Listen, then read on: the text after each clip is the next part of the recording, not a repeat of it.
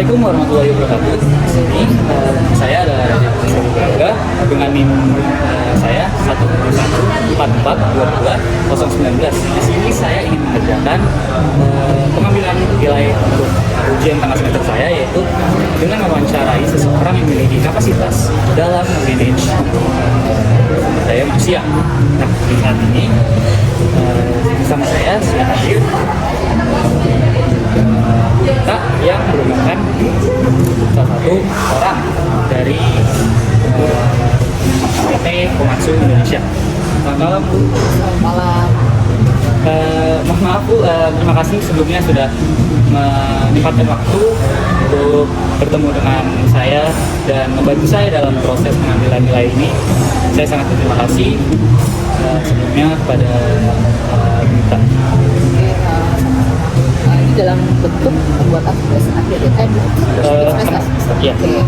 Sebelumnya, Bu, karena saya sendiri merasa tidak enak tuh, saya mau tanya dulu nih. Sekarang minggu ini tuh Ibu Bunita ini sedang sibuk apa sih?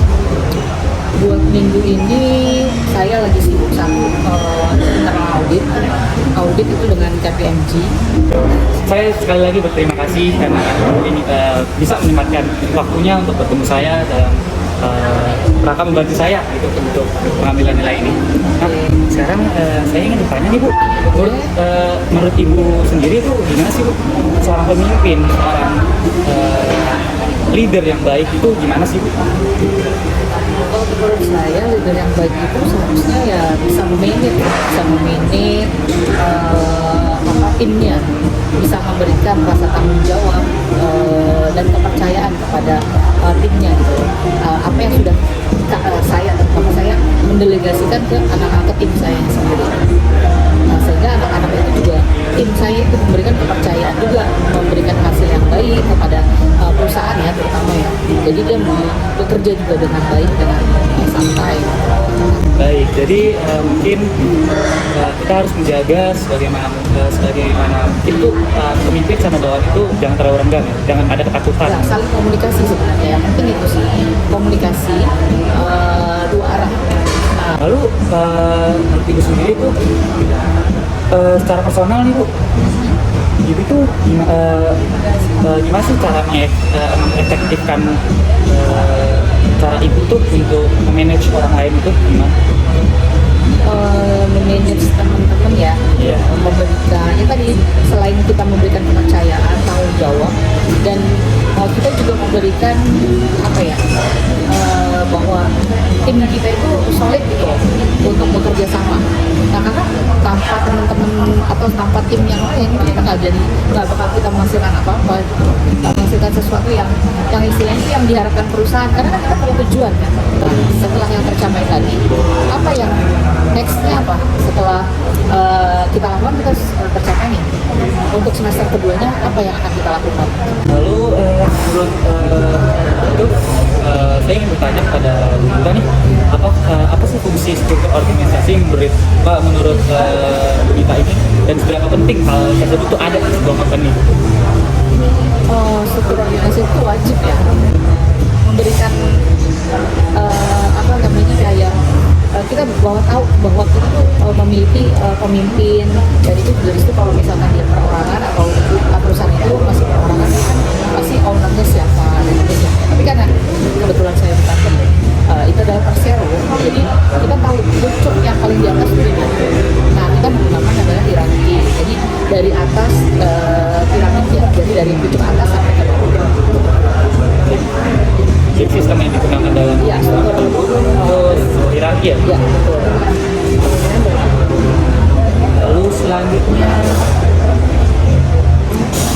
kalau boleh tahu, Ibu, di company yang tempati sekarang, pimpinan paling atasnya itu siapa sih, Bu? Sebenarnya orang-orang yang menjalankan perusahaan itu apakah siapa saja, dari mulai mungkin pimpinan paling tinggi sama yang paling bawah? Jadi pimpinan yang paling atasnya itu adalah kita di situ ada presiden direktur.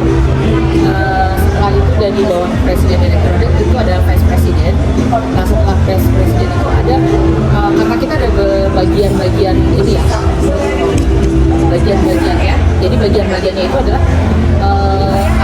diwakili oleh direktur, yaitu satu departemen. Kita departemen. Nah, departemen itu kita ada 5 departemen. Jadi departemen administrasi, finance, terus istilahnya manufacturingnya, ada frame-nya, jadi ada banyak diwakili oleh departemen itu diwakili oleh satu direktur. Nah di bawahnya direktur itu ada section bagian. Nah bagian itu dikepalai oleh manajer dan asmen.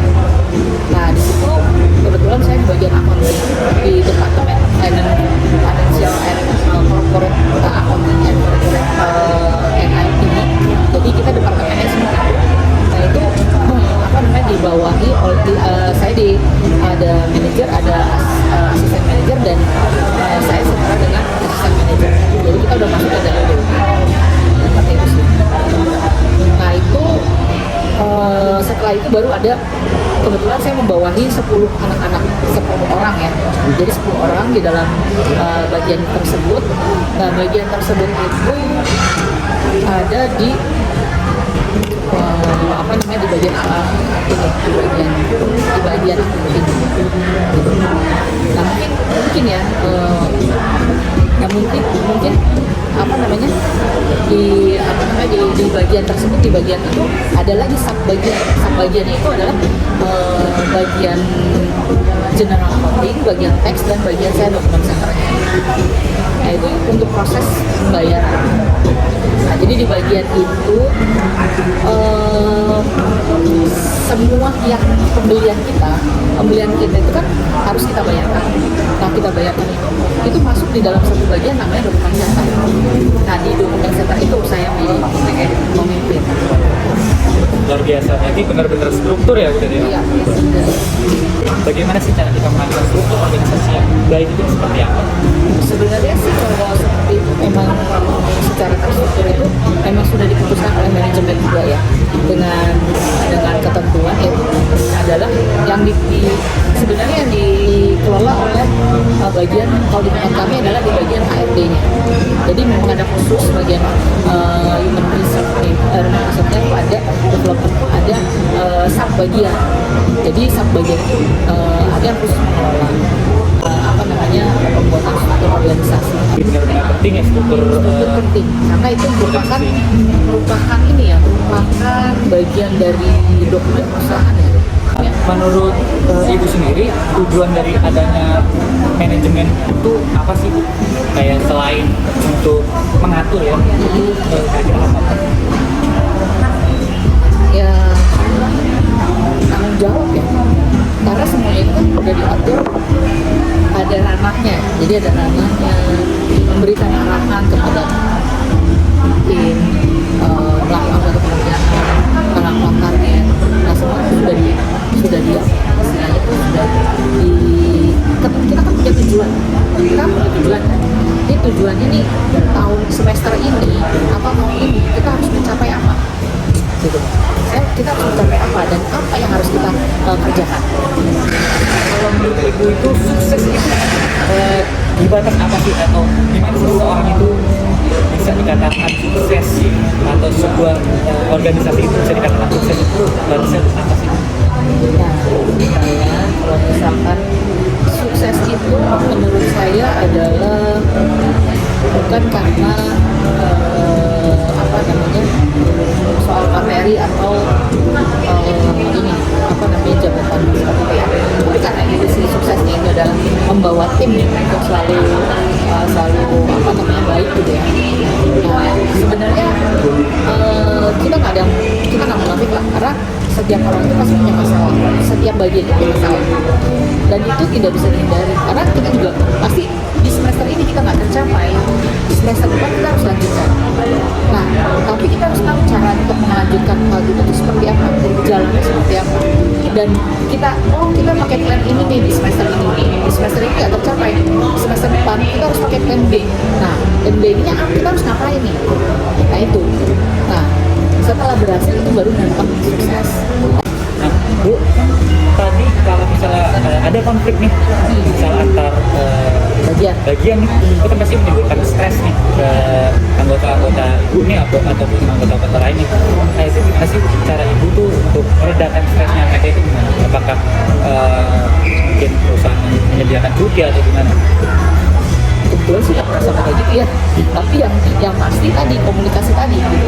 Komunikasi tadi yang penting sebenarnya. Jadi yang menjembatani adalah kalau di bagian tim saya tidak bisa menjembatani antar tim, maju naik lagi ke antar supervisor sama supervisor atau kaum ininya. Setelah nggak bisa lagi, kita naik lagi ke atasnya, ke manajernya, sama-sama kita saling komunikasi, kita meeting, kita segala macam ya, kita adakan meeting, kita adakan atau kita bentuk project kalau masalah itu tidak terselesaikan. Ini secara pekerjaan, bukan secara pribadi ya. Nah, kalau masih nggak bisa juga, kita bawa lagi ke direktur, nggak bisa lagi juga, udah, berarti ini harus dilakukan. Nah, seperti itu. Jadi nggak bisa kita diemin, nggak bisa kita sembunyikan masalah itu, karena masalah itu kita itu nggak bisa, masalah tersebut nggak bisa kita umpetin gitu. Baik, terima kasih kita karena sudah meluangkan waktunya. Mungkin teman-teman yang nonton Ada yang ingin bertanya? ya, mungkin saya akhiri sampai di sini. Terima kasih sudah memperhatikan, sudah menonton, sudah ini sampai